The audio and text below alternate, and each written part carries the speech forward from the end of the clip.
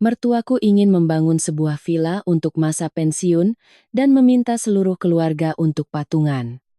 Suamiku bertanya, sebaiknya aku pinjam 3,5 miliar dari ayah dan ibu, atau jual apartemen bawaanku. Aku hanya tersenyum dingin dan menjawab, aku pilih cerai. Keluarga suami memaksa menantu perempuan untuk segera menjual apartemen warisannya demi menutupi kekurangan dana miliaran rupiah untuk pembangunan villa peristirahatan. Namun, kebenaran mengerikan di baliknya adalah utang judi online yang fantastis dan sebuah jebakan penipuan yang dirancang oleh suamiku sendiri. Di hadapan keserakahan yang tak terbatas, sang menantu melakukan serangan balik yang dahsyat, mendorong seluruh keluarga suaminya ke jurang kehancuran. Bagaimana semua ini terjadi? Angin musim kemarau pertama berembus melintasi halaman berubin di sebuah rumah sederhana di pinggiran Sidoarjo. Makan malam akhir pekan bersama keluarga suamiku hari itu terasa lebih istimewa dari biasanya. Di atas meja kayu tua, hidangan hangat berupa rawon, sate klopo, dan lontong balap yang susah payah kusiapkan sepanjang sore masih mengepulkan uap. Semua orang duduk berkumpul. Namun suasananya terasa berat dan hening yang tidak wajar. Dengan intuisi seorang wanita, aku bisa merasakan kepalsuan di balik senyum ibu mertuaku dan tatapan cemas suamiku. Dimas, suamiku, tampak gelisah. Ayahnya Patir Tayasa berdeham untuk memecah keheningan. Ia mengangkat cangkir kopinya, menyesap sedikit, lalu memandang berkeliling meja. Suaranya dalam, membawa wibawa seorang kepala keluarga yang akan membuat keputusan penting. Ia mengatakan bahwa mereka berdua semakin tua, dan rumah sederhana ini sudah banyak bocor setelah puluhan tahun diterpa angin dan hujan. Ia mendambakan tempat peristirahatan yang layak di hari tua. Terlebih lagi, putra bungsu mereka, Reza, akan segera menikah tahun ini. Sebuah rumah yang megah akan mengangkat citranya dan memudahkannya menemukan istri yang baik. Patir Tayasa mengumumkan rencananya untuk membangun sebuah villa mewah 3 lantai di atas tanah ini. Total biaya diperkirakan mencapai 5 miliar rupiah. Ia berkata bahwa mereka telah menabung selama bertahun-tahun dan berhasil mengumpulkan 1,5 miliar rupiah. Kekurangan sebesar 3,5 miliar rupiah masih menjadi masalah. Kemudian, ia mengarahkan tatapan tajamnya ke arahku. Ibu Larasati, ibu mertuaku, segera menimpali. Ia menyendokkan sepotong besar daging untukku. Nadanya sangat manis, tetapi setiap kata yang keluar setajam pisau. Ia bilang, sebagai menantu perempuan tertua di rumah, aku harus bertanggung jawab memikul beban besar bersama keluarga. Ia menyarankan agar aku pulang ke rumah orang tuaku untuk meminjam sejumlah uang. Jika orang tuaku tidak punya uang tunai, aku bisa saja menjual apartemen mewah di pusat kota Surabaya yang dihadiahkan orang tuaku sebagai harta bawaan sebelum menikah. Ia bahkan menekankan bahwa suami istri hidup bersama berarti harta bersama. Apartemenku juga apartemen Dimas. Menjualnya untuk membangun properti bagi keluarga suami barulah menunjukkan bakti seorang menantu. Telingaku berdengung.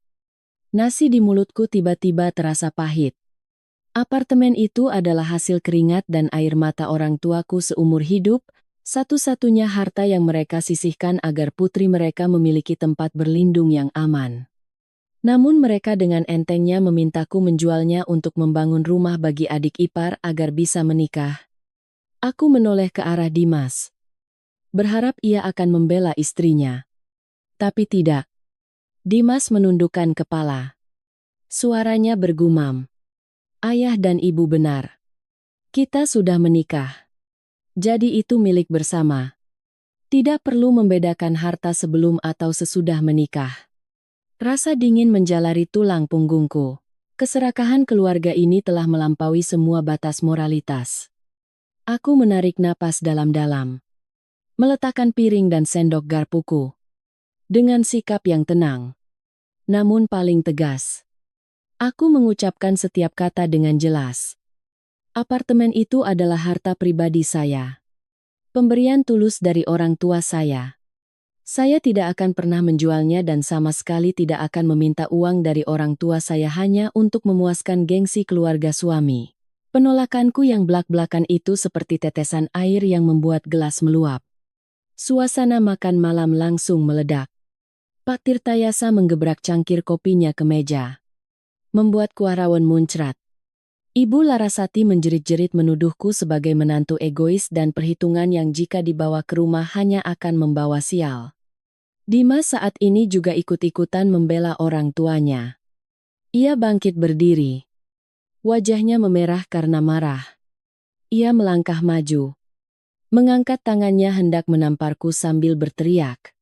Mengancam akan memberiku pelajaran tentang bagaimana seharusnya seorang menantu bersikap. Tetapi aku bukan wanita lemah yang membiarkan orang lain menginjak-injakku. Begitu Dimas melangkah maju, aku mundur selangkah. Mengambil ponsel dari sakuku dan menekan nomor 110.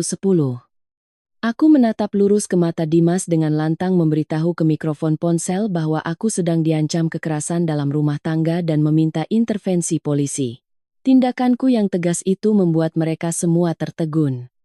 Dimas membeku di tempat. Tangannya yang terangkat di udara perlahan turun dalam kepengecutan. Pak Tirtayasa dan Ibu Larasati juga terdiam.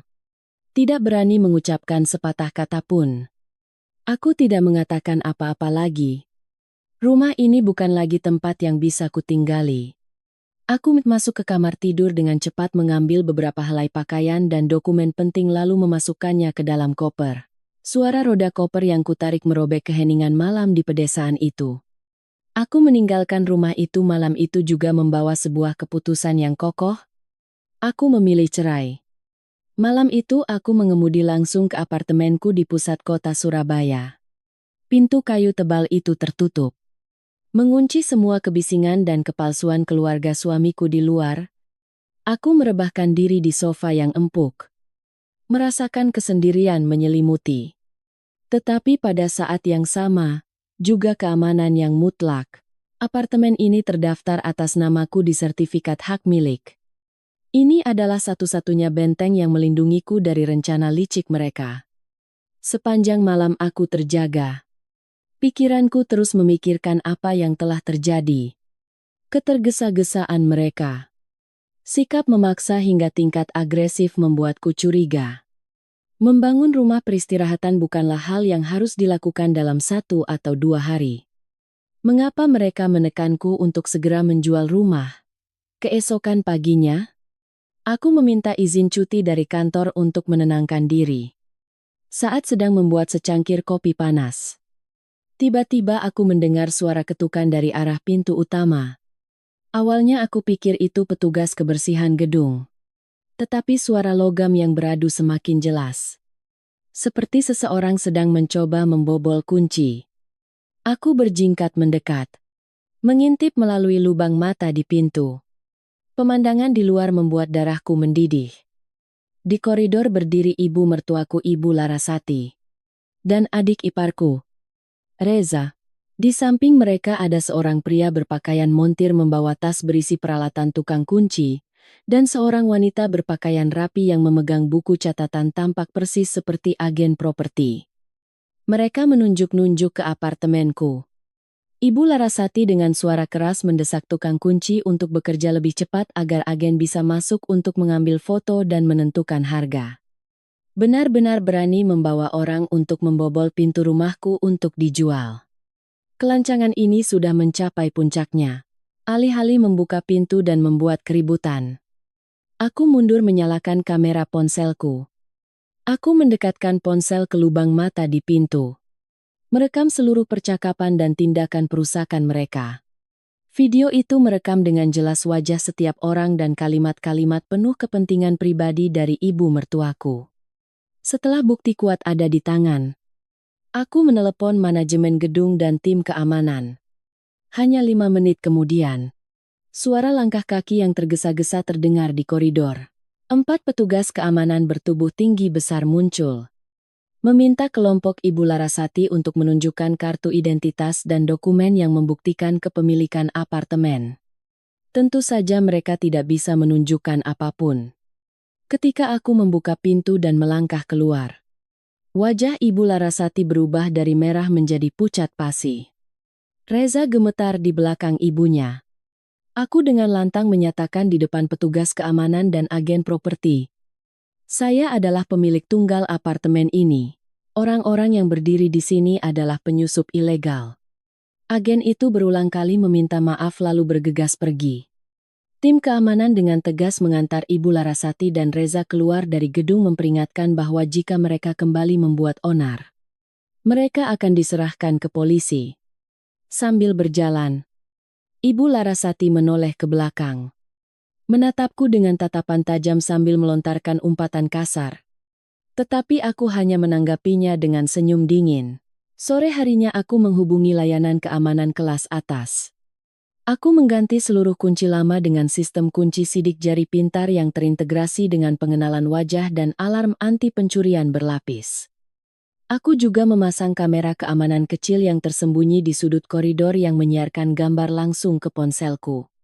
Sambil melihat sistem keamanan baru beroperasi, pikiranku menjadi setajam silet. Mereka telah melangkah lebih dulu dan sekarang giliran aku untuk melakukan serangan balik.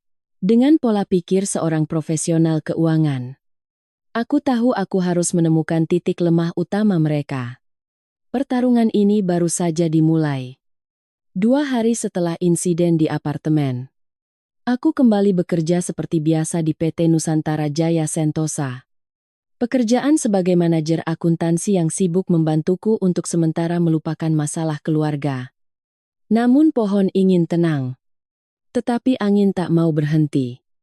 Siang hari, resepsionis menelepon, memberitahu ada anggota keluarga yang menunggu di lobi. Aku turun dan melihat Dimas berdiri di sana, memegang segelas es kopi susu gula aren dari merek favoritku. Wajahnya sengaja dibuat tampak kuyu dan menyedihkan. Ia mendekat dengan nada merendah memohon. "Rania, maafkan aku atas kejadian tempo hari. Orang tua di kampung sudah tua. Mereka ingin punya rumah yang layak seperti tetangga. Sebagai anak, aku tidak bisa berpaling." Dimas bersumpah. "Asalkan kamu setuju menjual rumah, kumpulkan uang dan berikan pada mereka. Aku akan bekerja keras untuk membelikanmu rumah lain yang lebih besar dan lebih bagus." Kepalsuannya membuatku mual. Seorang pengecut yang hendak memukul istrinya sekarang menggunakan kata-kata manis untuk mencapai tujuannya. Aku melihat es kopi di tangan Dimas dengan dingin menolak dan memintanya untuk pergi. "Jangan menggangguku selama jam kerja." Melihat punggung Dimas menghilang di balik pintu kaca gedung kantor, pikiranku mulai merangkai berbagai peristiwa. Ada sesuatu yang tidak masuk akal dalam cara keluarga mereka bertindak. Dimas sebelumnya adalah orang yang sangat hemat. Tidak pernah boros. Belakangan ini, ia selalu diam-diam menerima telepon, menyembunyikan kata sandi perangkat pribadinya. Mengapa proyek membangun rumah peristirahatan membuat seluruh keluarga mereka seperti duduk di atas bara api? Mengabaikan hukum dan etika untuk memaksaku menjual rumah. Pasti di balik cerita membangun villa ada rahasia besar yang mereka coba sembunyikan. Dengan ketajaman seorang akuntan, aku langsung memikirkan arus kas. Aku dan Dimas memiliki rekening bank bersama yang dibuat setelah kami menikah. Setiap bulan kami berdua menyisihkan sebagian gaji untuk dimasukkan ke sana sebagai tabungan bersama dan untuk membayar biaya hidup yang besar. Aku yang mengurusnya. Jadi aku sering memeriksa saldo. Tetapi jarang memeriksa detail setiap transaksi kecil karena percaya pada suami. Mengambil cuti sore itu, aku membawa dokumen identitasku ke kantor cabang bank. Aku meminta petugas untuk mencetak riwayat transaksi lengkap rekening bersama selama 6 bulan terakhir. Ketika menerima setumpuk kertas A4 yang penuh dengan angka-angka dari petugas bank, aku mencari sudut yang tenang di sebuah kafe untuk memeriksanya. Mataku menelusuri setiap baris dan kolom. Hanya setelah 10 menit, Aku merasa napasku sesak. Laporan itu menunjukkan dengan jelas. Sejak 6 bulan lalu, rekening bersama kami terus-menerus mengalami transfer keluar. Jumlahnya tidak terlalu besar sekali transfer. Kadang 10 juta, 20 juta, kadang 25 juta. Tetapi frekuensinya sangat sering. Penerimanya tidak lain adalah Reza, adik kesayangan Dimas. Aku mengambil pulpen merah dan melingkari setiap transaksi dengan teliti menjumlahkan angka-angkanya. Total ada 52 kali transfer. Jumlah total uang yang telah Dimas ambil diam-diam dari dana bersama kami untuk diberikan kepada adiknya mencapai hampir 500 juta rupiah. Lembaran rekening koran bergetar di tanganku. Tirai kebohongan akhirnya terkoyak. Tidak ada villa 5 miliar yang akan dibangun. Tidak ada cerita Pak Tirtayasa dan Ibu Larasati menabung 1,5 miliar untuk masa tua. Semuanya hanyalah sebuah drama murahan. Sebuah jebakan sempurna yang dirancang untuk merampas hartaku. Mereka sangat membutuhkan uang untuk menutupi lubang hitam yang disebabkan oleh Reza. Kebenaran yang pahit ini membuatku sadar bahwa pernikahan ini bukan hanya kesalahan emosional, tetapi juga penipuan terorganisir dari orang-orang yang kusebut keluarga. Rasa sakit berganti dengan kesadaran penuh. Aku dengan hati-hati menyimpan setumpuk rekening koran itu ke dalam tasku. Bukti kuat sudah di tangan. Aku tidak akan membiarkan mereka mengambil 1 sen pun lagi dari hasil jerih payahku. Meninggalkan kafe, aku langsung mengemudi ke kantor pengacara Maya, sahabat terbaikku sejak kuliah. Maya adalah seorang pengacara wanita yang berspesialisasi dalam hukum perkawinan dan keluarga, terkenal cerdas dan tegas. Memasuki ruang kerja pribadi Maya, aku meletakkan tasku dengan kasar di kursi, menyebarkan berkas rekening koran di atas meja. Aku menceritakan semuanya dari makan malam yang mengerikan itu hingga upaya pembobolan kunci rumah dan angka-angka aneh di laporan rekening. Maya dengan hati-hati memeriksa setiap halaman. Matanya bersinar dengan kemarahan bercampur dengan perhitungan profesional. Ia menepuk pundakku, mengatakan bahwa aku telah bertindak sangat tepat dengan tidak membiarkan emosi menguasai akal sehat. Namun, Maya berpendapat bahwa 500 juta itu hanyalah puncak dari gunung es.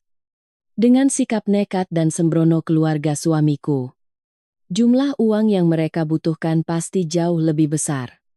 Menggunakan jaringan sosialnya di kalangan hukum, Maya membuat beberapa panggilan telepon, meminta kenalannya untuk menyelidiki informasi tentang Reza di daerah Sidoarjo.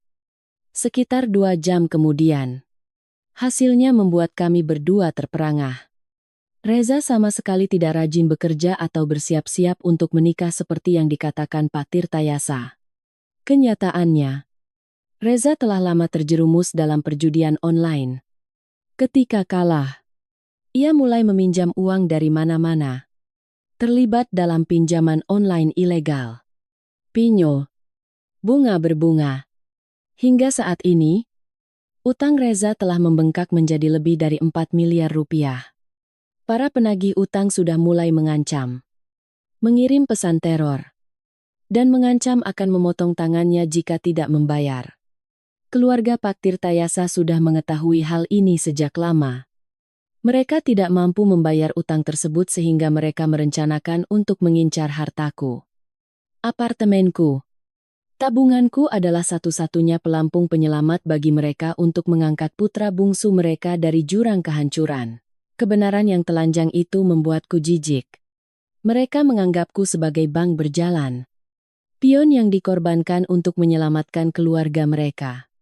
Duduk di kursinya, Maya menyusun rencana serangan balik hukum yang jelas untukku. Tugas pertama adalah menghentikan semua aliran dana yang keluar. Di bawah bimbingan Maya, aku segera menulis surat permohonan ke bank untuk segera membekukan rekening bersama kami berdua, karena adanya sengketa aset. Bersamaan dengan itu, Maya mulai menyusun gugatan cerai, melampirkan permohonan kepada pengadilan untuk menerapkan tindakan darurat sementara untuk membekukan semua aset atas nama Dimas. Keesokan harinya, Keputusan pembekuan rekening dilaksanakan oleh bank. Sore harinya, teleponku berdering terus-menerus. Layar menunjukkan nama Dimas. Tetapi aku mengabaikannya. Menjelang malam, ia mengirim pesan panjang. Nadanya sangat panik.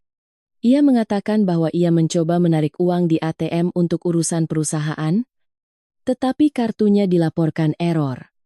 Ketika menelepon call center, ia diberitahu bahwa rekening telah dibekukan atas permintaanku. Ia menyalahkanku karena kejam dan tidak berperasaan. Mendorong orang ke jalan buntu. Aku melihat pesan itu dan tersenyum pahit. Aku dengan tenang mengetik balasan.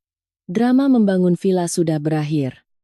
Aku tahu semua tentang utang pinjol Reza. Jangan harap bisa mendapatkan 1 sen pun lagi dariku untuk membiayai seorang penjudi. Sampai jumpa di pengadilan. Pesan terkirim. Tanda sudah dibaca tetapi ujung sana hening menakutkan. Pasti mereka sedang kacau balau seperti sarang lebah yang diganggu. Aku menuangkan secangkir teh hangat untuk diriku sendiri. Menikmati rasa dari sebuah inisiatif. Ketika sumber kehidupan mereka terputus, orang-orang serakah akan secara otomatis menunjukkan sifat asli mereka. Aku telah memasang jaring. Sekarang tinggal menunggu untuk melihat trik apa lagi yang akan mereka mainkan. Setelah membekukan aset, aku tahu keluarga suamiku tidak akan mudah menyerah. Untuk menyelesaikan semua masalah, aku memutuskan untuk menghadapi mereka secara langsung sekali lagi. Akhir pekan, aku sengaja mengemudi kembali ke rumah sederhana di Sidoarjo. Melihat mobilku parkir di luar gerbang, wajah Pak Tirtayasa dan Ibu Larasati tegang. Sementara Dimas keluar dengan tatapan gelisah. Reza duduk meringkuk di sudut rumah. Wajahnya pucat karena takut pada penagih utang. Aku masuk ke rumah tanpa menyapa. Langsung menuju meja tamu. Aku melemparkan tumpukan rekening koran yang sudah dijilid rapi bersama dengan cetakan informasi tentang utang pinjol Reza ke atas meja. Suara kering itu membuat seluruh keluarga terkejut. Aku menatap lurus ke mata Pak Tirtayasa. Mengatakan dengan jelas bahwa aku sudah tahu seluruh kebenarannya. Tidak ada villa. Yang ada hanya utang yang menumpuk akibat ulah putra kesayangannya yang seorang penjudi. Aku menyatakan dengan tegas tentang perceraian dan menuntut Dimas untuk mengembalikan uang 500 juta yang telah ia gelapkan secara diam-diam. Seperti ekornya diinjak. Ibu Larasati tiba-tiba memegangi dada kirinya. Wajahnya meringis. Mulutnya mengerang kesakitan. Ia merosot ke lantai terengah-engah. Matanya terpejam. Dimas dan Reza panik dan bergegas menolong ibu mereka. Pak Tirtayasa berteriak keras. Kamu menantu durhaka. Membuat ibu mertuamu sekarat. Menuduhku memicu serangan jantungnya kambuh. Pemandangan panik itu tampak sangat nyata. Dimas dengan cepat menelepon ambulans. Sambil menelepon, ia melotot padaku. Seolah-olah aku adalah seorang pembunuh. Aku berdiri dengan tangan bersedekap dengan tenang mengamati drama itu. Seseorang yang benar-benar memiliki riwayat penyakit jantung tidak akan bernapas dengan teratur dan kelopak matanya tidak akan bergetar ringan seperti Ibu Larasati saat ini. Namun agar semuanya jelas, aku memutuskan untuk mengikuti ambulans ke RSUD Dr. Soetomo. Setibanya di sana, Ibu Larasati dibawa ke ruang gawat darurat untuk diperiksa. Dimas dan Reza berdiri di luar mengurus administrasi. Sekitar 30 menit kemudian, dokter jaga keluar dan memberitahukan bahwa semua indikator tekanan darah dan detak jantung pasien benar-benar normal. Tidak ada tanda-tanda serangan jantung. Tetapi karena permintaan keluarga, ia akan dirawat di ruang VIP semalam untuk observasi lebih lanjut. Mendengar perkataan dokter, aku semakin yakin dengan dugaanku. Aku memutuskan untuk berjalan-jalan di sekitar rumah sakit sebentar sebelum kembali ke bagian kardiologi. Ketika aku berjalan melewati pintu ruang rawat VIP, melalui jendela kaca kecil di pintu, Aku menyaksikan pemandangan yang sangat menggelikan. Ibu Larasati, wanita yang baru saja sekarat, sedang duduk bersila di atas tempat tidur. Reza berdiri di sampingnya sambil membuka kotak plastik yang mengepulkan uap. Itu adalah seporsi bakso mercon super pedas. Kuahnya merah menyala karena cabai. Ibu Larasati memegang sendok dan menyeruput dengan lahapnya. Mulutnya bahkan memuji-muji kuah yang kaya rasa. Aku dengan perlahan mengeluarkan ponsel, mengatur sudut kamera, dan merekam seluruh adegan ibu mertuaku yang sedang menikmati bakso mercon. Setelah selesai merekam, aku langsung masuk ke dalam ruangan. Suara pintu terbuka membuat Ibu Larasati terkejut. Sisa bakso yang sedang dikunyahnya masih tersisa di sudut bibirnya.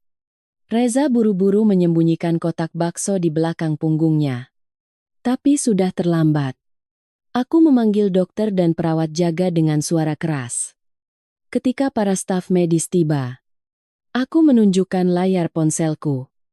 Aku bertanya dengan suara cukup keras agar pasien dan keluarga di kamar sebelah bisa mendengar. Aku mempertanyakan kepada dokter, apakah seorang pasien yang baru saja dirawat karena serangan jantung bisa makan bakso super pedas dan berlemak seperti ini? Dokter jaga melihat pemandangan itu. Wajahnya menjadi gelap karena marah. Ia dengan tegas menegur keluarga tersebut karena telah menyia-nyiakan sumber daya medis dan tempat tidur yang dibutuhkan oleh orang yang benar-benar sakit dan meminta Ibu Larasati untuk segera mengurus kepulangannya. Koridor rumah sakit menjadi ramai dengan bisik-bisik. Semua mata tertuju pada Ibu Larasati dan putranya dengan tatapan cemooh dan hinaan. Wajah Ibu Larasati memerah. Ia menunduk dalam-dalam tidak berani menatap siapapun. Reza dengan gugup membereskan barang-barang. Aku melihat mereka bersiap untuk pergi dengan perasaan lega yang aneh di hatiku. Drama telah usai. Orang-orang yang menggunakan tipu daya untuk mendapatkan keuntungan akhirnya harus menanggung rasa malu di depan umum. Aku berbalik dan melangkah pergi. Meninggalkan mereka yang sedang berjuang di dalam kubangan lumpur yang mereka ciptakan sendiri. Kebebasanku sudah sangat dekat. Senin pagi. Suasana di kantor pusat PT Nusantara Jaya Sentosa sangat sibuk. Sebagai seorang manajer akuntansi, aku selalu datang lebih awal untuk memeriksa semua laporan keuangan minggu sebelumnya dan mempersiapkan rapat Dewan Direksi pukul 09. Ling-ling. Semuanya berjalan lancar sesuai rutinitas ketika telepon internal di mejaku berdering. Resepsionis dengan panik memberitahukan bahwa suamiku sedang membuat keributan di lobi lantai 1. Bersikeras ingin bertemu denganku dan terus meneriakkan kata-kata yang tidak pantas. Aku sedikit mengernyit meletakkan pulpenku. Dimas rupanya sudah terpojok. Pembekuan rekening bank telah sepenuhnya memutus sumber bantuannya untuk adiknya yang penjudi sekaligus menempatkannya dalam konfrontasi langsung dengan para penagih utang. Tidak bisa mendapatkan uang dariku secara diam-diam atau dengan paksaan di rumah. Ia memutuskan untuk menggunakan cara licik terakhir mencemarkan nama baikku di tempat kerja. Ia sangat paham bahwa reputasi adalah nyawa bagi seseorang yang bekerja di bidang keuangan dan akuntansi. Jika aku mendapat citra buruk, pekerjaanku akan sangat terpengaruh. Aku merapikan blazerku, menarik napas dalam-dalam, dan melangkah keluar dari ruangan. Ketika lift terbuka di lobi lantai 1, yang kulihat adalah Dimas berdiri di tengah lobi besar dikelilingi oleh puluhan karyawan dan klien yang penasaran. Dimas berpakaian lusuh. Rambutnya acak-acakan. Sengaja menciptakan penampilan yang paling menyedihkan. Begitu melihatku muncul, ia langsung berteriak, menunjuk lurus ke wajahku. Ia berkuar-kuar kepada semua orang di sekitarnya. Memfitnahku sebagai istri yang tidak setia. Punya selingkuhan sehingga meninggalkan keluarga suami. Ia mengarang cerita bahwa aku diam-diam membawa kabur semua uang tabungan kami berdua bersama pria lain. Meninggalkan mertua yang tua dan sakit di kampung tanpa ada yang merawat. Kata-kata bohong dan keji Dimas bergema di seluruh lobi. Beberapa bisikan mulai terdengar. Tatapan beberapa rekan kerja mulai menunjukkan keraguan terhadapku. Dimas melihat itu semakin menjadi-jadi. Ia berlutut di lantai marmer yang mengkilap, memukul-mukul dadanya, memerankan seorang suami malang yang diselingkuhi. Memohon agar aku memikirkan ikatan pernikahan dan mengembalikan uang yang telah kuambil untuk biaya pengobatan orang tuanya. Alih-alih bingung atau marah dan membalas, aku tetap tenang dengan sikap dingin. Aku berjalan perlahan ke meja resepsionis. Di meja kerja resepsionis ada sebuah speaker Bluetooth besar yang biasa digunakan manajemen gedung untuk memutar musik latar. Aku tersenyum ringan, menyalakan speaker itu, dan menghubungkannya langsung dengan ponselku. Tindakanku cepat dan tegas. Dimas yang sedang meratap tiba-tiba terdiam. Bingung tidak mengerti apa yang akan kulakukan. Aku membuka file rekaman suara yang telah kusimpan dengan hati-hati di ponselku. Itu adalah rekaman percakapan antara aku dan Dimas pada malam ketika ia diam-diam datang ke lobi perusahaan untuk membujukku menjual rumah. Aku menaikkan volume speaker ke tingkat maksimal.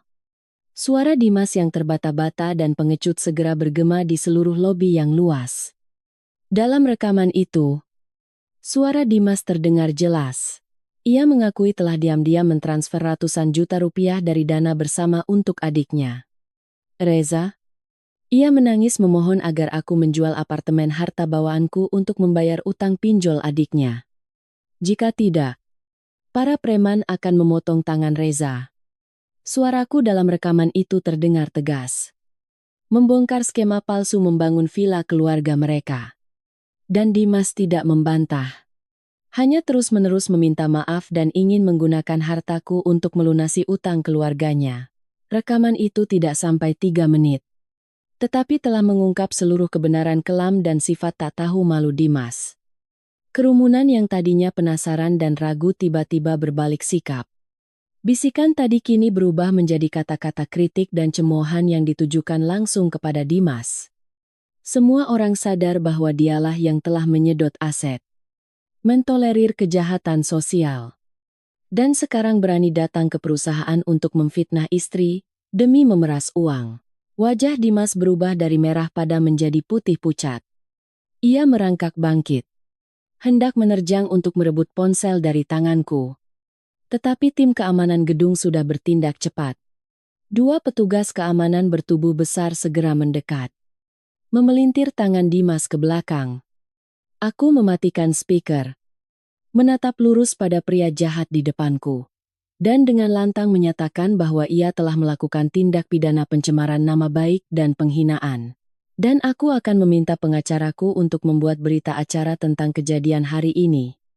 Tim keamanan tanpa basa-basi lagi menyeret Dimas keluar dari pintu putar gedung dan melemparkannya ke trotoar.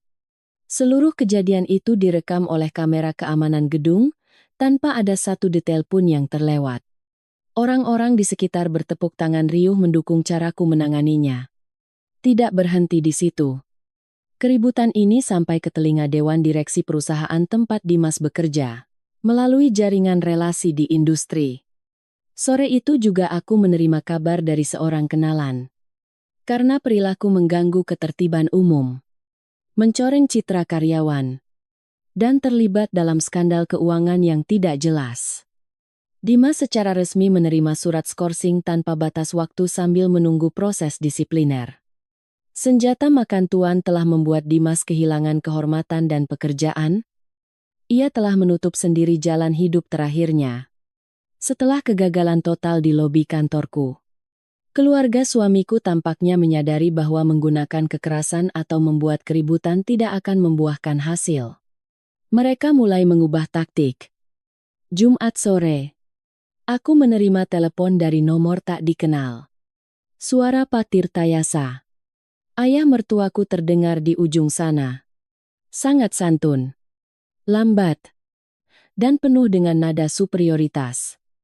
Ia mengundangku ke sebuah kedai teh mewah di Jalan Tunjungan untuk berbicara sebagai keluarga dan menyelesaikan semua masalah secara damai sesuai tradisi.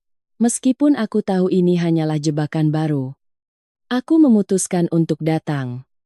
Aku harus membuat mereka mengerti bahwa aku tidak akan pernah mundur. Memasuki ruangan yang tenang dengan aroma dupa yang samar di kedai teh itu, Aku melihat Pak Tirtayasa sudah duduk di sudut yang tersembunyi. Ia mengenakan setelan yang tampak rapi. Di atas meja ada teko teh krisan yang mengepul. Melihatku datang, ia memaksakan senyum menunjuk ke kursi di seberangnya. Pak Tirtayasa memulai dengan desahan panjang. Ia berkata bahwa pertengkaran suami istri adalah hal biasa. Piring dan mangkuk di rak saja terkadang saling berbenturan. Ia memainkan peran sebagai seorang ayah mertua yang bijaksana dan memahami kehidupan. Menasihatiku untuk melupakan kesalahan Dimas demi menjaga keutuhan rumah tangga. Menurutnya, kesalahan Dimas hanya karena terlalu menyayangi adiknya. Bertindak tanpa berpikir panjang dalam keadaan terdesak. Tetapi pada dasarnya, ia bukan orang jahat. Setelah berputar-putar menggunakan dalil-dalil usang untuk memanipulasi psikologisku, Pak Tirtayasa perlahan mengeluarkan selembar kertas yang terlipat 4 dari saku jasnya dengan hati-hati meletakkannya di atas meja dan mendorongnya ke arahku. Itu adalah surat utang yang ditulis tangan. Isinya menyatakan, Pak Tirtayasa, atas nama Dimas meminjam uang dariku sebesar 500 juta rupiah. Berjanji akan mencicilnya selama 10 tahun tanpa bunga. Sebagai imbalan atas surat utang yang tidak berharga ini, ia memintaku untuk segera mencabut gugatan cerai di pengadilan dan menandatangani surat permintaan kepada bank untuk membuka blokir rekening bersama sore itu juga. Aku melirik kertas tulisan tangan yang kusut dengan goresan yang cakar ayam itu. Sudut bibirku sedikit terangkat membentuk senyum sinis. 10 tahun untuk membayar 500 juta tanpa bunga dengan selembar kertas tanpa notaris. Sungguh konyol. Ia menganggapku anak kecil yang mudah ditipu dengan permen. Mereka pasti sedang dicekik oleh penagih utang. Tidak bisa menarik uang dari rekening bersama, sehingga mereka membuat drama konsesi ini. Tanpa berkata apa, aku membuka tas bermerekku. Mengeluarkan setumpuk dokumen yang dicap merah oleh kantor pengacara Maya. Aku melemparkan tumpukan dokumen itu ke atas meja. Menindih surat utang Pak Tirtayasa. Aku dengan tegas menyatakan ini adalah surat peringatan dari pengacaraku yang menuntut Dimas untuk segera mengembalikan 500 juta rupiah yang telah ia gelapkan dari dana bersama. Lebih dari itu, aku juga merinci seluruh jumlah uang yang telah aku bayarkan sendiri setiap bulan untuk cicilan rumah KPR atas nama kami berdua sejak menikah. Aku menuntut pengembalian seluruh uang itu, ditambah dengan penyesuaian inflasi pasar. Aku menatap lurus ke mata Pak Tirtayasa. Suaraku menjadi dingin seperti baja. Aku menekankan bahwa surat tulisan tangannya tidak memiliki nilai hukum apapun di pengadilan. Aku tidak akan mencabut gugatan dan sama sekali tidak akan membuka blokir rekening. Semua prosedur pembagian harta akan diselesaikan secara transparan di hadapan hukum. Jika keluarganya tidak mampu membayar, pengadilan akan menyita dan menjual rumah KPR itu untuk mengembalikan bagian aset sah milikku. Mendengar kata sita dan jual, topeng moralitas palsu Pak Tirtayasa langsung hancur berkeping-keping. Wajahnya memerah. Urat-urat di dahinya menonjol. Ia menggebrak meja dengan keras membuat teko teh bergetar. Ia menggeram mengancam. Jika kamu berani mendorong keluarga kami ke jalan buntu, aku akan mengerahkan saudara-saudara dan menyewa bus untuk datang ke kampung halaman orang tuamu. Ia mengancam akan membentangkan spanduk, mempermalukan mereka di seluruh desa. Mengatakan bahwa keluarga mereka sial karena melahirkan seorang putri yang tidak tahu adat yang menindas keluarga suaminya dan melanggar etika. Ancaman rendahan itu tidak membuatku takut sedikit pun. Aku dengan tenang berdiri mengancingkan kembali mantelku. Aku menunduk menatap Pak Tirtayasa dengan separuh mata dengan lantang berkata, orang tua saya adalah kaum intelektual yang melek hukum. Mereka selalu mengajari putrinya untuk hidup jujur. Jika Anda suka membuat onar di kampung saya dengan senang hati akan memberikan alamat dan menelepon polisi setempat dengan tuduhan mengganggu ketertiban umum untuk menyambut keluarga Anda. Aku menyatakan negosiasi selesai. Berbalik dan melangkah dengan angkuh keluar dari kedai teh. meninggalkan umpatan tak berdaya dari ayah mertua yang serakah itu. Tidak akan ada toleransi bagi mereka yang tidak tahu kapan harus berhenti. Kekerasanku di kedai teh telah menghancurkan semua harapan terakhir keluarga suamiku. Tekanan dari utang pinjol Reza semakin berat menimpa mereka. Para penagih utang tidak peduli dengan moral atau keadaan. Mereka hanya butuh uang. Terpojok. Kehilangan pekerjaan. Tidak punya uang sepeser pun. Dimas benar-benar kehilangan akal sehat. Keputusasaan telah mengubah seorang pria lemah menjadi nekat. Siap menginjak-injak semua batasan hukum untuk bertahan hidup. Siang itu aku sedang duduk di ruang kerjaku di kantor memeriksa daftar gaji bulanan ketika layar ponselku tiba-tiba menyala. Sistem keamanan pintar yang kupasang di apartemen mengirimkan peringatan darurat. Ada gerakan tidak biasa yang terdeteksi di area balkon ruang tamu. Aku buru-buru membuka aplikasi kamera di ponsel. Jantungku mulai berdebar kencang. Pemandangan yang ditampilkan di layar dengan detail yang tajam membuatku merinding. Di tengah hari bolong, sesosok pria bergelantungan di luar pagar balkon lantai 15. Ia mengenakan jaket penahan angin tertutup rapat. Topi yang ditarik ke bawah menutupi wajahnya. Dengan hati-hati memanjat dari balkon apartemen tetangga sebelah. Berayun melewati ruang kosong untuk mendarat di balkon rumahku. Meskipun ia mencoba menyamar. Postur tubuh yang kukenal dan cara berjalan yang sedikit membungkuk ke depan mengkhianati identitasnya. Tak lain penyusup itu adalah Dimas. Setelah berhasil melompat ke balkon, Dimas menggunakan obeng pipi yang dibawanya untuk membongkar kunci pintu geser kaca. Sistem anti pencurian di balkon rumahku sangat kuat. Tetapi dengan kekuatan seorang pria yang putus asa, ia akhirnya berhasil membobol kunci setelah beberapa menit berjuang. Dimas mengendap-endap masuk ke ruang tamu. Matanya berkeliling lalu langsung menuju kamarku. Ia mengobrak-abrik pakaian di lemari. Membuka paksa laci-laci meja rias. Aku terpaku di kursi kerjaku. Mata terpaku pada layar ponsel. Mengikuti setiap gerakan pencuri yang berstatus suamiku itu. Akhirnya Dimas menemukan kotak beludru merah yang kusembunyikan di dasar laci lemari pakaian. Ia membuka paksa kotak itu dan meraup semua aset paling berharga yang kusimpan. 2 keping emas batangan antam yang dihadiahkan orang tuaku saat menikah. Sebuah jam tangan Swiss bertatahkan berlian edisi terbatas yang kubeli untuk diriku sendiri saat naik jabatan. Dan seuntai kalung emas mahal. Nilainya lebih dari 400 juta rupiah. Dimas dengan cepat memasukkan semuanya ke dalam saku celananya. Tidak lupa mengambil beberapa lembar uang tunai yang kuletakkan di meja. Seluruh proses dari menyusup, membobol, menggeledah, hingga mencuri berlangsung rapi dalam waktu kurang dari 15 menit. Gambar yang direkam kamera sangat jelas dan terang. Membuktikan tindak pidana itu secara telak. Dimas dengan puas kembali ke balkon. Berayun untuk memanjat kembali ke rumah tetangga untuk melarikan diri. Ia pikir ia telah melakukan aksi yang sempurna tanpa meninggalkan jejak. Tapi ia salah.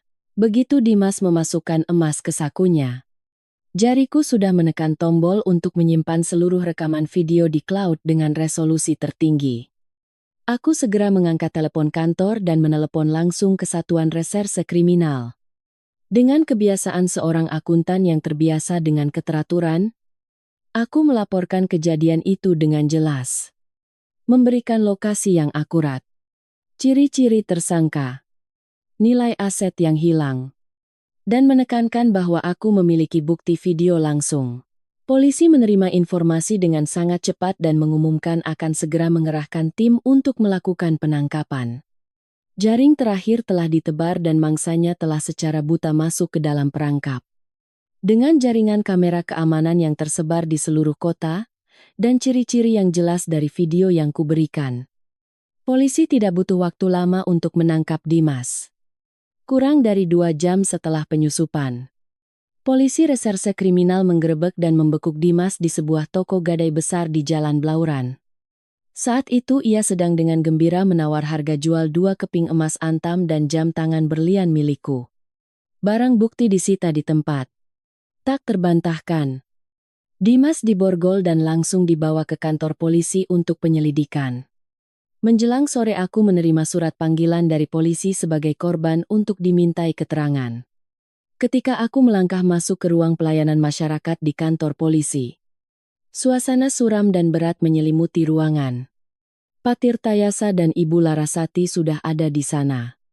Kesombongan dan keangkuhan mereka saat makan malam keluarga dan di kedai teh kini telah lenyap tanpa jejak. Mereka duduk gemetar di bangku tunggu. Wajah mereka kuyu dan pucat seperti mayat. Begitu melihatku muncul di pintu, Ibu Larasati seperti orang tenggelam yang menemukan pelampung. Ia tidak peduli lagi dengan harga diri. Berlari ke depanku dan bersujud di lantai yang dingin. Ia memeluk kedua kakiku erat-erat. Air mata bercucuran menangis terseduh-seduh. Ia berulang kali membenturkan kepalanya. Mulutnya memohon agar aku berbelas kasih dan menyelamatkan hidup putranya. Ia berkata, Dimas hanya bodoh karena terlalu sayang keluarga. Makanya ia nekat. Ia berharap aku mau membuat surat pencabutan laporan, agar Dimas tidak terjerat hukum. Tidak harus dipenjara puluhan tahun karena pencurian aset bernilai tinggi. Pak Tirtayasa juga berjalan mendekat. Menundukkan kepalanya dalam-dalam. Mengucapkan permohonan maaf yang lemah. Aku berdiri tegak. Mataku dingin menatap dua orang yang lunglai di kakiku. Kehancuran mereka saat ini adalah harga yang harus dibayar untuk keserakahan tanpa batas. Aku dengan lembut tapi tegas melepaskan tangan Ibu Larasati dari kakiku. Mundur selangkah untuk menjaga jarak. Aku menatap lurus ke wajah mereka. Suaraku jelas dan tajam seperti pisau bedah. Aku menyatakan bahwa hukum memiliki aturannya. Yang berbuat salah harus menanggung akibatnya. Namun, aku bisa mempertimbangkan untuk menulis surat pencabutan laporan dan permohonan keringanan hukuman, agar Dimas hanya menjalani hukuman administratif alih-alih pidana.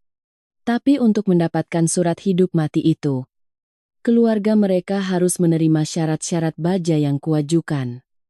Aku memberi isyarat kepada pengacaraku, Maya, yang selalu mendampingiku di setiap pertempuran hukum untuk maju. Maya mengeluarkan 3 rangkap perjanjian perceraian yang telah disusun dengan sangat teliti dari tasnya. Sesuai perjanjian itu, Dimas harus secara sukarela menandatangani surat persetujuan cerai bersama saat itu juga. Bersamaan dengan itu, Dimas harus menandatangani surat pernyataan untuk melepaskan semua hak dan sengketa terkait harta. Terutama harus menyerahkan hak kepemilikan penuh atas rumah KPR kepadaku seorang. Mereka harus pindah dari rumah itu segera setelah prosedur selesai. Pergi dengan tangan hampa. Persis seperti saat mereka masuk ke dalam hidupku. Ibu Larasati setelah mendengar syarat itu menangis histeris dan pingsan di pelukan Pak Tirtayasa.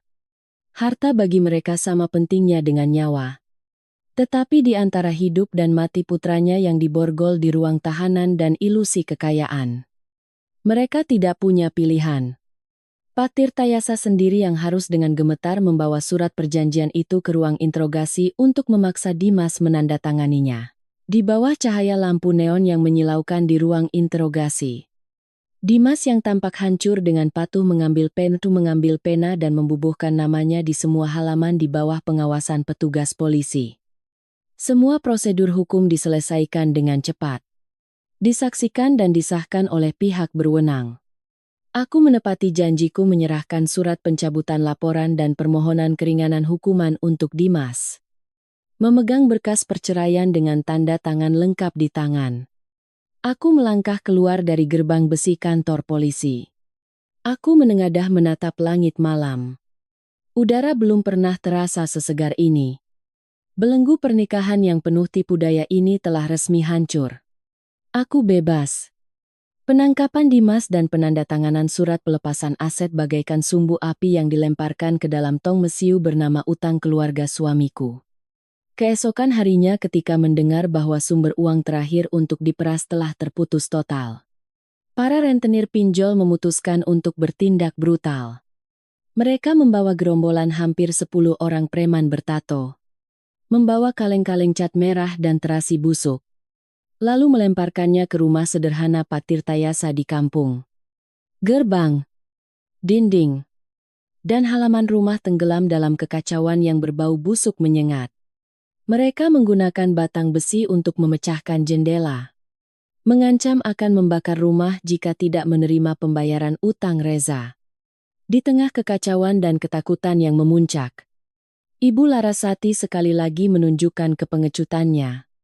Untuk menyelamatkan nyawa keluarganya, ia dengan gemetar memberitahu para preman bahwa mantan menantunya, yaitu aku, adalah orang yang punya uang, rumah, dan mobil. Ia memberikan alamat kantor dan ciri-ciriku secara detail. Menghasut para penagih utang untuk menemuiku dan menagih utang sebagai pengganti keluarganya. Sore itu ketika aku baru saja selesai bekerja dan turun dengan lift ke basement B2 gedung kantor untuk mengambil mobil. Suasana berbahaya, tiba-tiba menyelimuti. 3 pria bertubuh besar mengenakan kaos hitam ketat yang memperlihatkan tato sangar mereka berdiri menghalangi mobilku. Pria di tengah dengan bekas luka panjang di ujung matanya meludah ke lantai beton. Ia mengangkat dagunya dan bertanya, "Apakah aku istri Dimas? Kakak ipar Reza?" Mereka mengayunkan pipa besi di tangan mereka dengan suara menggeram, menuntutku untuk membayar utang 4 miliar rupiah sebagai ganti keluarga suamiku. Jika tidak, mobil ini dan diriku sendiri tidak akan bisa keluar dari sana dengan selamat. Area parkir basement saat itu sangat sepi. Jantungku berdebar kencang. Tetapi akal sehat seorang profesional yang terbiasa dengan angka dan aturan tidak membiarkanku menunjukkan kepanikan. Aku berdiri diam di tempat. Tidak mendekati mobil. Juga tidak lari. Aku dengan tenang. Dengan suara yang terkontrol dan jelas. Bertanya siapa mereka, dan dari perusahaan penagih utang, mana mereka berasal. Ketenanganku yang berlebihan membuat ketiga preman itu sedikit tertegun. Memanfaatkan momen itu, aku perlahan membuka tas kerjaku. Aku mengeluarkan putusan cerai atas persetujuan bersama dan surat perjanjian pembagian harta yang telah dicap merah oleh pengadilan negeri yang baru saja kuterima pagi itu. Aku mengangkat tinggi-tinggi dokumen hukum itu di depan mereka. Aku mengatakan dengan jelas setiap kata. Volume suaraku cukup keras untuk bergema di dinding basement. Aku menyatakan dengan tegas bahwa aku dan Dimas telah resmi bercerai. Pengadilan telah memutuskan kami tidak lagi memiliki hubungan hukum, emosional, atau aset apapun. Semua utang pribadi Dimas atau keluarganya sama sekali tidak ada hubungannya denganku. Hukum telah melindungi hak milikku yang tidak dapat diganggu-gugat. Aku memperingatkan mereka bahwa area parkir basement ini memiliki sistem kamera keamanan 24,7. Jika kalian melakukan tindakan ancaman, penyerangan fisik, atau perusakan propertiku, kalian akan segera dituntut atas tindak pidana pemerasan dan perampokan. Pria dengan bekas luka itu mengerutkan kening. Maju setengah langkah dan merebut putusan pengadilan dari tanganku. Ia menempelkan matanya ke kertas itu. Mengeja setiap baris. Memeriksa dengan teliti stempel merah dari lembaga negara. Dalam dunia penagihan utang, mereka sangat menghindari berurusan langsung dengan hukum pidana. Terutama ketika pihak lawan memegang bukti hukum yang kuat dan menunjukkan sikap siap bertarung. Mereka hanya pandai menindas orang yang lemah dan kurang pengetahuan. Setelah berpikir sejenak, pria itu melemparkan kembali kertas itu kepadaku. Ia mengumpat dengan kasar dan memberi isyarat kepada 2 anak buahnya untuk menurunkan senjata mereka. Ia menggeram. Kami hanya menagih orang yang benar. Jika hukum membuktikan kamu tidak terkait, kami tidak akan mengganggu. Tapi mereka bersumpah akan kembali dan menguliti rumah Pak Tirtayasa di kampung untuk melunasi utang. Ketiga preman itu dengan kesal berbalik dan berjalan pergi. Bayangan mereka menghilang di antara pilar-pilar beton basement. Aku bersandar di pintu mobil. Menghela napas panjang lega. Kakiku baru mulai gemetar karena tegang. Dinding pertahanan yang kubangun dengan hukum telah menyelamatkanku dari kekalahan telak. Memegang surat-surat keputusan itu, aku sadar bahwa pengetahuan dan pemahaman hukum adalah senjata paling ampuh untuk melindungi diri di tengah badai. Hidupku mulai sekarang tidak akan bisa diinjak-injak oleh siapapun lagi. Aku kembali ke apartemenku setelah konfrontasi dengan para preman di basemen. Suasana tenang di rumah membantuku perlahan mendapatkan kembali keseimbanganku. Aku menuang segelas air hangat, duduk di sofa, dan merenungkan apa yang baru saja terjadi. Para penagih utang telah beralih target dan aku tahu pasti badai yang sesungguhnya kini baru akan menerjang rumah sederhana di pinggiran Sidoarjo itu. Keesokan paginya aku menerima telepon dari Bu Aisyah, tetangga yang tinggal persis di sebelah rumah Pak Tirtayasa. Bu Aisyah adalah orang yang baik hati. Dulu setiap kali aku pulang ke sana, aku selalu membawakannya oleh-oleh. Jadi, ia sangat menyukaiku. Dari suaranya yang panik di telepon, aku bisa membayangkan gambaran tragis yang sedang terjadi di keluarga mantan suamiku. Dimas telah dibebaskan setelah beberapa hari ditahan secara administratif. Hukuman itu meskipun bukan pidana, cukup untuk merenggut sisa-sisa harga dirinya. Dimas turun dari bus malam, menyeret langkah-langkah beratnya kembali ke rumah lamanya. Namun, yang menyambutnya bukanlah tempat yang damai untuk bersandar, melainkan tumpukan puing-puing. Gerbang besi terlepas, pagar penuh coretan, bercak merah dan bau terasi yang menyengat. Kaca jendela pecah berserakan di halaman berlumut. Para preman telah menepati ancaman mereka setelah gagal mendapatkan uang dariku. Masuk ke dalam rumah. Pemandangan itu semakin membuat Dimas hancur.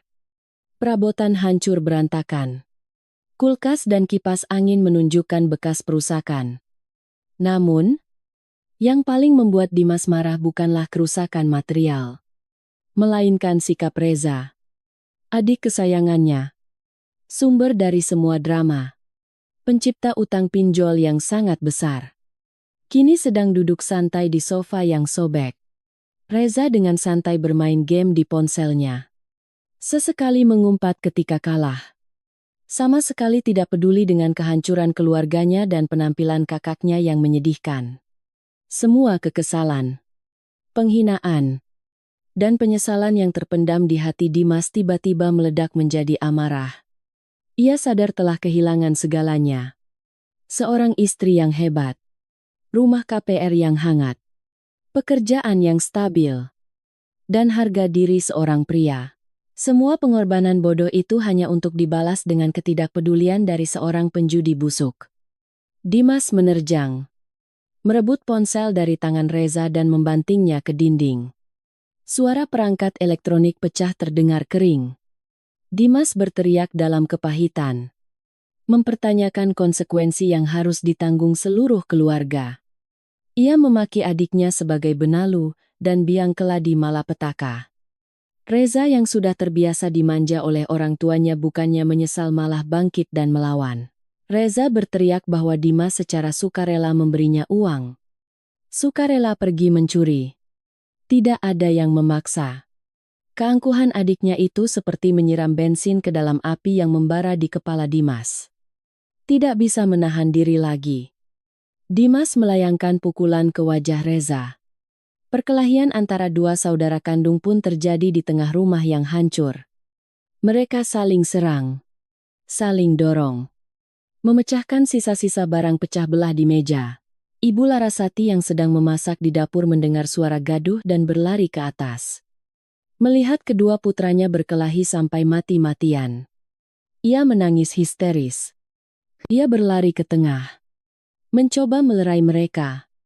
Dalam pergulatan yang kacau, Reza mengibaskan tangannya dengan keras membuat Ibu Larasati kehilangan keseimbangan. Ia terhuyung mundur, tersandung kaki meja, dan jatuh terlentang di lantai keramik yang keras. Terdengar suara krak yang memekakkan telinga. Ibu Larasati memegangi paha kanannya, mengerang kesakitan hingga wajahnya pucat. Keringat dingin membasahi tubuhnya. Tulang pahanya patah parah akibat jatuh fatal itu. Pada saat yang sama, Pak Tirtayasa masuk dari luar. Ia baru saja pergi meminjam uang dari kerabat untuk membeli makan.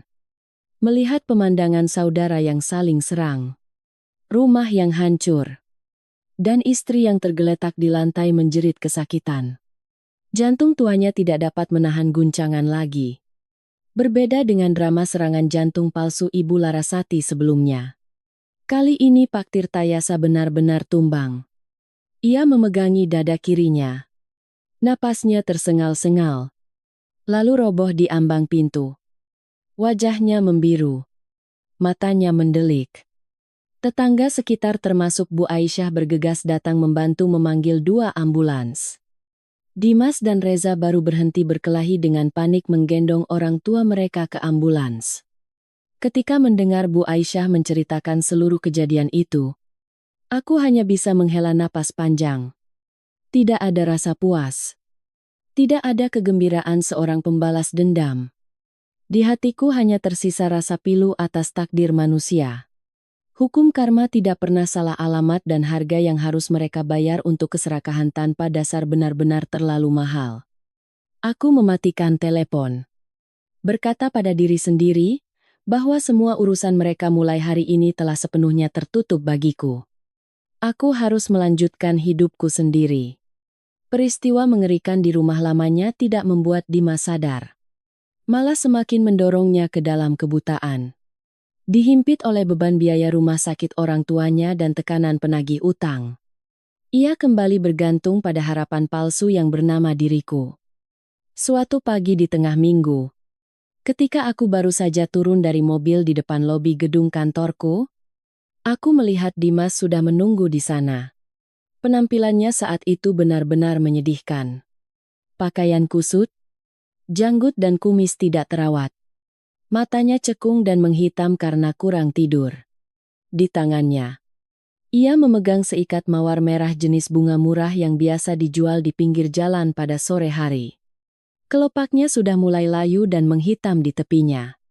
Melihatku muncul, Dimas bergegas maju, mengabaikan tatapan penasaran dari petugas keamanan dan karyawan di sekitarnya. Ia berlutut dengan satu kaki di lantai granit yang dingin, menyodorkan buket bunga itu di depanku. Suaranya tercekat, memohon agar aku mempertimbangkannya kembali. Ia bercerita tentang penyakit orang tuanya, tentang penyesalannya yang terlambat. Ia bersumpah akan berubah, akan memulai dari awal, jika aku memberinya kesempatan untuk memperbaiki hubungan. Aku berdiri diam, menatap pria yang pernah berbagi tempat tidur denganku. Di hatiku tidak ada kemarahan atau kebencian, melainkan ketenangan yang aneh.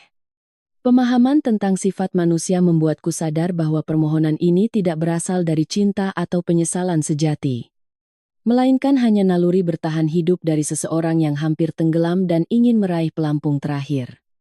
Aku dengan lembut menolak buket bunga itu. Nada suaraku tenang namun tegas. Aku mengatakan kepada Dimas bahwa di antara kami semuanya sudah berakhir. Surat cerai adalah titik akhir dari semua dendam. Aku menasihatinya untuk bangkit dan hidup sebagai pria sejati, untuk menyelesaikan sendiri konsekuensi yang disebabkan oleh keluarganya. Alih-alih berlutut di hadapan seorang wanita yang sudah tidak ada hubungannya lagi dengannya, aku berbalik dan masuk ke dalam lift, meninggalkan Dimas dengan mawar yang berjatuhan di tanah. Penolakan yang blak-blakan itu mengubah keputusasaan Dimas menjadi kemarahan yang tidak masuk akal. 2 hari kemudian, ia bersama Pak Tirtayasa yang baru saja keluar dari rumah sakit. Tetapi kesehatannya masih sangat lemah. Memutuskan untuk melancarkan serangan licik yang menargetkan keluargaku. Mereka naik bus langsung ke kota kecil di Jombang tempat orang tuaku tinggal. Mereka menemukan jalan tempat orang tuaku tinggal. Di tengah keramaian, ayah dan anak itu mulai memainkan drama yang sangat keji. Pak Tirtayasa duduk di pinggir jalan, menutupi wajahnya dan menangis terseduh-seduh. Sementara Dimas berdiri dengan tangan di pinggang, berteriak-teriak mencemarkan nama baikku. Ia mengarang cerita di depan warga sekitar bahwa aku adalah wanita penggoda, materialistis, penipu, yang merampas harta keluarga suami. Lalu dengan kejam menelantarkan mertuanya.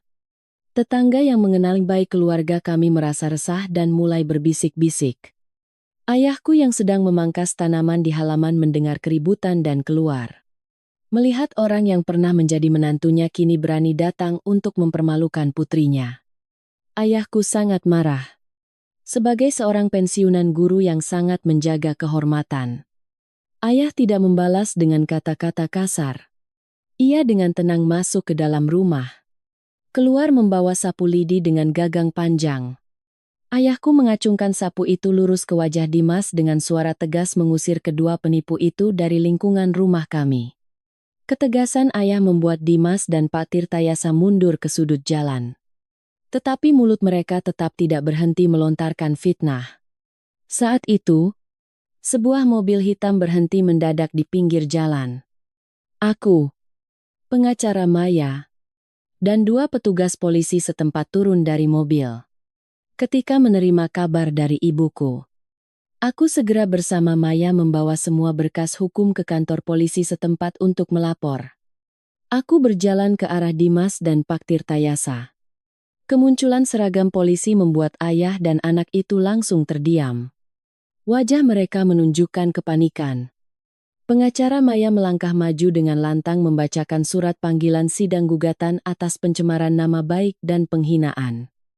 Aku menatap lurus ke mata Dimas dengan jelas mengatakan, "Kesabaranku ada batasnya. Aku sudah memaafkanmu atas pencurian aset. Tetapi kamu menggunakan kemurahan hatiku untuk terus menginjak-injak kehormatan keluargaku. Gugatan ini bukan balas dendam, melainkan tindakan hukum yang perlu untuk menetapkan batas dan melindungi orang-orang yang kucintai." Di bawah pengawasan polisi, Dimas dan Pak Tirtayasa terpaksa menerima surat panggilan sidang dan pergi dengan lesu. Mengakhiri drama pencemaran nama baik yang menyedihkan itu. Dengan tekad untuk merebut kembali aset yang telah ia lepaskan, Dimas memutuskan untuk memainkan kartu hukum terakhirnya. Melalui koneksi sosial yang rumit, ia meminjam uang ke sana kemari untuk menyewa seorang pengacara abal-abal yang ahli dalam memutarbalikkan fakta. Mereka mengajukan gugatan balik terhadapku. Isi gugatan itu menuduhku telah menggunakan ancaman penjara untuk memaksa Dimas menandatangani perjanjian pembagian harta dan surat cerai dalam keadaan panik dan tidak terkendali. Ia meminta pengadilan untuk membatalkan semua dokumen yang telah ditandatangani dan menuntut pembagian setengah dari nilai rumah, KPR yang kini menjadi milikku. Sidang perdata pertama digelar pada suatu pagi musim kemarau yang cerah. Aku memasuki ruang sidang dengan sikap yang sangat tenang. Mengenakan setelan kerja berwarna abu-abu muda yang elegan. Aku duduk di samping pengacara Maya di kursi tergugat. Di seberang, Dimas mengenakan kemeja usang. Matanya terus melirik ke sekeliling dengan cemas. Pengacaranya tampak sombong, merapikan setumpuk kertas yang berantakan di mejanya. Ketika hakim ketua mengetuk palu dan menyatakan sidang dimulai, pihak penggugat segera memaparkan argumen tak berdasar mereka. Pengacara Dimas dengan lantang berargumen bahwa kliennya adalah seorang pria lugu yang dijebak oleh istrinya. Ia menekankan bahwa penandatanganan surat pelepasan aset di kantor polisi dilakukan karena ketakutan akan dipenjara, yang sama sekali bertentangan dengan kehendak bebas. Oleh karena itu, perjanjian tersebut melanggar prinsip dasar hukum perdata. Mendengar kata-kata yang memutarbalikkan fakta itu, aku tidak goyah. Aku menoleh ke arah Maya dan sedikit mengangguk. Maya dengan tenang berdiri, membungkuk hormat kepada majelis hakim. Lalu memulai sanggahannya. Suara Maya jernih namun berbobot. Setiap kata didasarkan pada bukti yang tak terbantahkan. Maya menunjukkan kepada majelis hakim berkas rekening koran yang telah dicap merah oleh bank. Ia dengan lantang menunjukkan setiap transaksi penggelapan aset bersama yang dilakukan Dimas untuk membiayai adiknya yang berjudi. Selanjutnya Maya menunjukkan bukti pembayaran cicilan KPR. Membuktikan bahwa seluruh pembayaran dari awal hingga kini dilakukan olehku dari sumber penghasilanku yang sah. Pukulan telak datang dari video keamanan berkualitas tinggi yang merekam adegan Dimas memanjat balkon, membobol kunci, dan mencuri 2 keping emas antam serta jam tangan mewah. Video itu diputar di layar besar ruang sidang. Setiap gerakan Dimas yang licin dan profesional terpampang jelas. Maya berargumen dengan tajam bahwa seseorang yang cukup terencana untuk menyusup ke rumah, membobol lemari, dan memilih barang-barang paling berharga tidak mungkin berada dalam keadaan panik atau tidak sadar. Tindakanku yang mencabut laporan dengan imbalan persetujuan pembagian aset adalah transaksi perdata yang sah. Didasarkan pada kesepakatan untuk mengganti kerugian yang disebabkan oleh Dimas sendiri. Dimas telah memilih kebebasan daripada hukuman pidana. Itu adalah pilihan yang sepenuhnya sadar dan paling menguntungkan baginya saat itu. Di hadapan bukti-bukti sekuat baja itu, pengacara Dimas mulai tergagap. Tidak bisa memberikan dasar hukum apapun untuk membantah. Dimas menundukkan kepalanya. Tangannya gemetar memegang tepi meja. Setelah 15 menit bermusyawarah, majelis hakim kembali. Hakim ketua atas nama pengadilan membacakan putusan. Berdasarkan bukti-bukti yang otentik, pengadilan secara resmi menolak seluruh gugatan penggugat. Putusan tersebut menegaskan bahwa surat perjanjian pembagian aset yang dibuat di kantor polisi adalah sah, sukarela, dan memiliki kekuatan hukum tetap. Pada saat yang sama, pengadilan mewajibkan Dimas untuk menanggung seluruh biaya perkara perdata sesuai dengan hukum yang berlaku. Palu hakim diketuk. Menutup semua sengketa yang merepotkan. Aku berdiri, tersenyum dan menjabat tangan Maya. Kebenaran akhirnya berpihak pada orang yang hidup lurus. Aku melangkah keluar dari pintu kayu pengadilan, menyambut sinar matahari yang cerah. Perasaan lega menyelimuti tubuhku. Papan catur telah terbalik. Semua upaya serakah mereka telah dihancurkan oleh hukum menjadi debu. Aku mengangkat kepalaku tinggi-tinggi, melangkah dengan percaya diri menuju masa depan.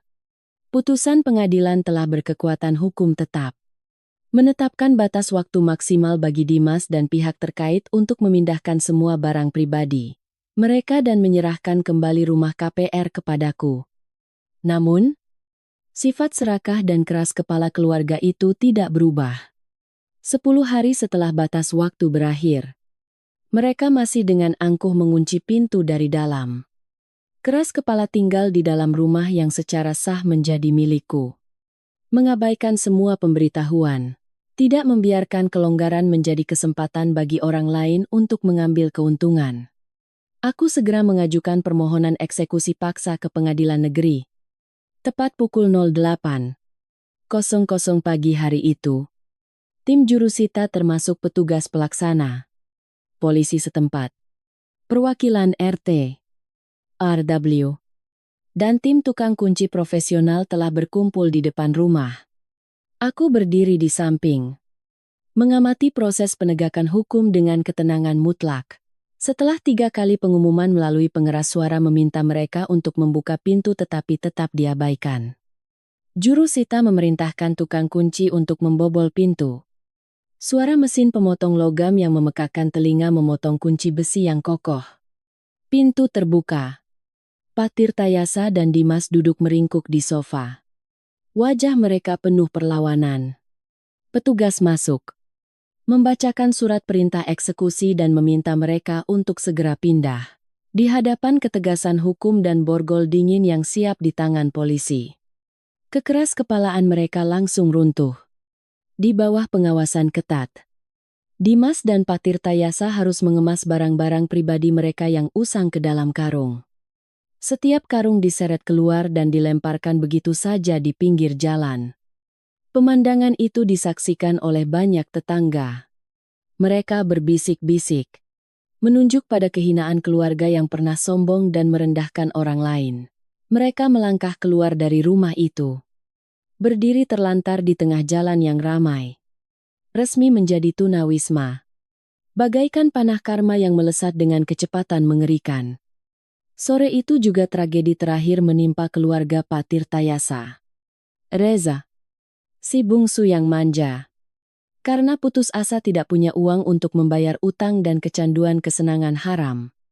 Menyelinap ke sebuah proyek konstruksi besar untuk mencuri kabel tembaga dan baja, kepergok oleh petugas keamanan proyek. Reza melawan dengan ganas menggunakan sebatang besi tajam. Memukul kepala seorang petugas keamanan, hingga korban mengalami cedera otak traumatis, dan harus dilarikan ke rumah sakit dalam kondisi kritis. Reza segera dibekuk oleh polisi di tempat kejadian.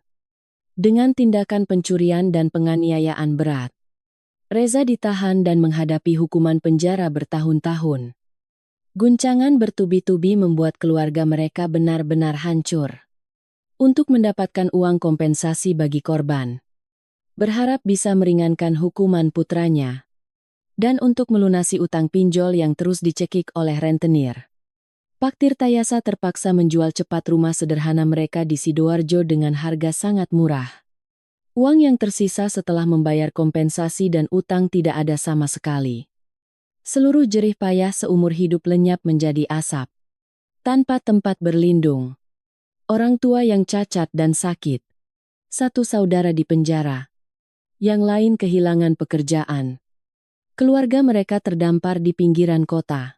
Mereka menyewa sebuah kamar kontrakan kumuh dan lembab seluas kurang dari 15 m² untuk bertahan hidup. Setiap hari, Dimas harus bekerja sebagai kuli. Mencuci piring di warung pinggir jalan untuk mendapatkan beberapa lembar uang receh. Membeli obat untuk ibunya. Dan mencari makan untuk seluruh keluarga. Melihat akhir yang tragis itu, aku menyadari bahwa jurang keserakahan tidak memiliki dasar. Ketika manusia dengan kejam merencanakan untuk merampas hasil jerih payah orang lain, mereka telah menggali kuburan untuk masa depan mereka sendiri. Ketenangan dalam jiwaku saat ini menegaskan satu hal. Hukuman yang paling menakutkan tidak datang dariku, tetapi dari hukum keadilan kehidupan itu sendiri. Setelah melepaskan seluruh beban bernama keluarga suami, hidupku seperti pohon kering yang disirami hujan lebat. Mulai bertunas dan mekar dengan cemerlang. Seluruh pikiran dan energiku kini tercurah pada pekerjaan.